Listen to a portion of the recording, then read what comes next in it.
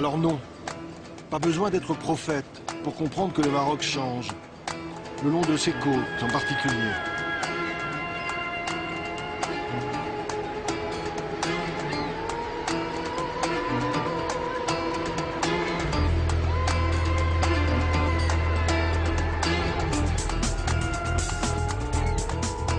Boom de l'immobilier vers le nord où ça construit partout et à tout va. Un peu le syndrome des côtes espagnoles voisines avec quelques années de décalage. Bouleversement aussi dans les profondeurs sous-marines, voici Azila. C'est ici, au pied de ces remparts, qu'aboutit un câble téléphonique sous-marin long de 1600 km. Point de départ, Marseille et donc l'Europe. Liaison à très haut débit, centre d'appel avec une main-d'œuvre francophone, à prix cassé. Ce n'est plus 22 à Asnières, c'est le 0800 quelque chose à Marrakech ou à Rabat.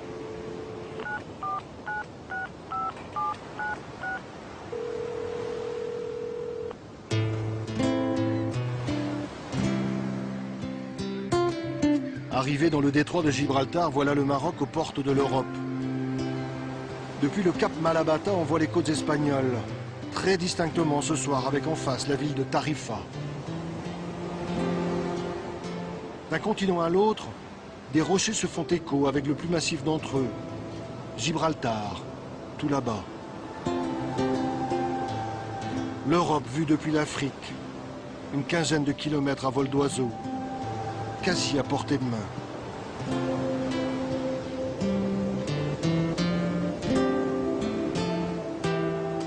Mais beaucoup d'illusions tombent aux portes du détroit. C'est aujourd'hui l'une des zones les plus surveillées au monde. Et pas seulement pour des raisons de sécurité maritime, quand bien même des bateaux s'échouent dans les parages.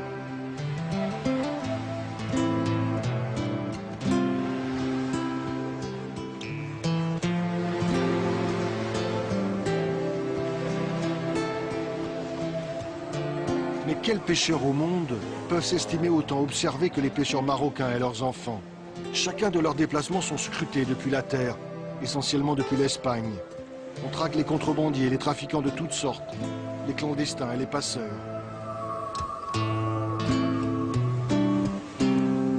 Barques de pêche minuscules, mais suffisamment grandes pour passer de l'autre côté. Rien de commun avec les gigantesques porte-conteneurs attendus dans ce port tout nouvellement créé.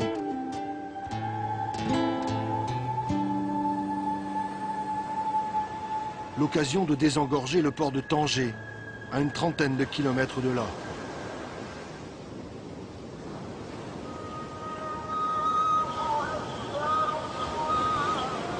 Tanger-la-Blanche, longtemps port d'escale des poètes et des écrivains.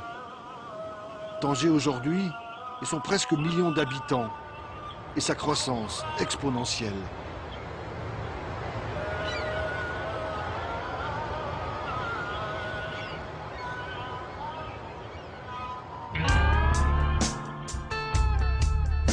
La côte marocaine, versant Méditerranée cette fois. Nous voilà loin des falaises exposées aux colères de l'Atlantique et de ses embruns. Ici, pas de ramasseurs de sable, de pêcheurs nomades ou de champs de fraisiers.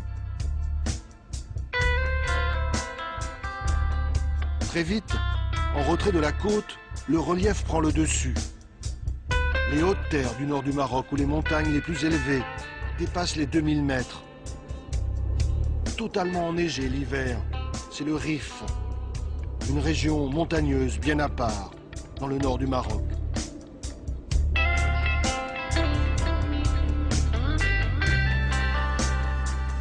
À 600 mètres d'altitude, c'est la ville de Chefchaouen qui surprend par sa médina bleue et blanche.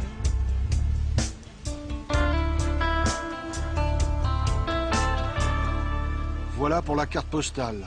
Pour le reste, Chefchaouen, capitale des montagnes du Rif, est aussi la capitale du kiff, le hashish marocain réputé jusqu'à Amsterdam. Dans les années 90, 200 000 agriculteurs en vivaient. Une production quasi intensive, pas une colline sans son champ de cannabis. Les autorités ont détruit des champs, tous. On sait juste que le Maroc reste encore l'un des premiers exportateurs mondiaux de hashish. Et la voie royale de ce trafic est bien entendu maritime. Décidément, rien n'est simple le long de cette côte, surtout lorsque l'on aborde la question des enclaves.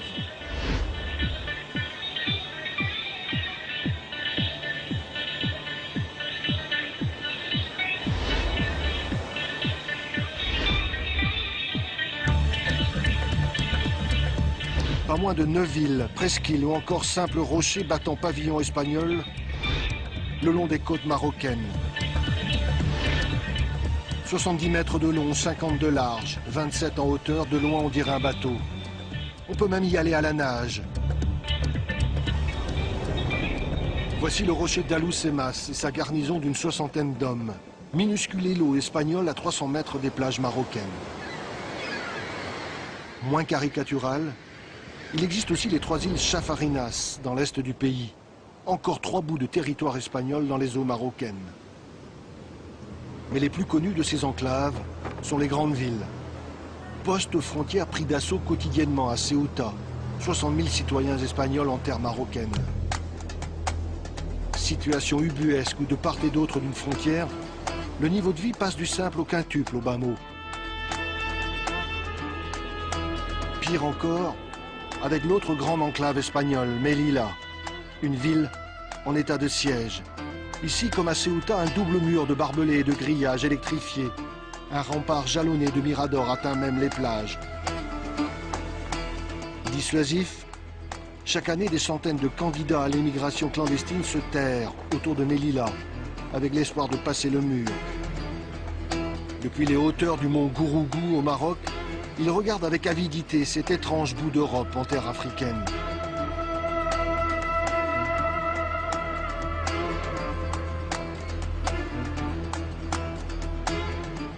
Cela dit, sur le registre des relations diplomatiques, il y a un dossier encore plus sensible et plus délicat dans la région.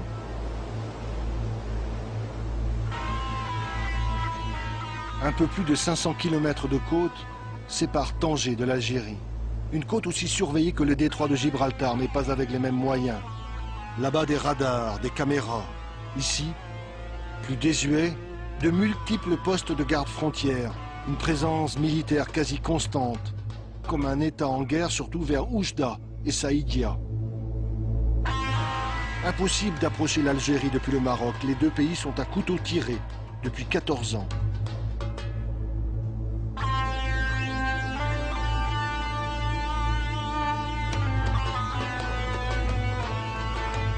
« 14 ans que la frontière est fermée. Situation bloquée. Dialogue de sourds entre les deux pays, c'est la plus longue frontière fermée au monde. »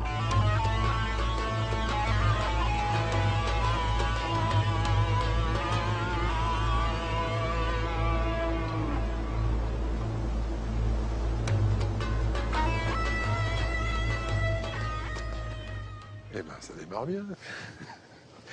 Gilles, carnet de route. Alors, le Maroc, c'est grand, c'est très grand. C'est très grand. Il a bien fallu faire des choix. Voilà, on a choisi une partie de la côte atlantique. On a choisi de commencer notre voyage par une ville historique célèbre, qui est en même temps un port magnifique, Essaouira. Ouais. Essaouira, on pourrait le traduire en français par celle qui est bien dessinée. Voilà. Oui, bon, c'est vrai aussi. Voilà. Donc on vous invite à découvrir cette ville. Vous pouvez embarquer avec nous. Pour une fois, on y va en voiture. Carrément. Pas très écolo, ça.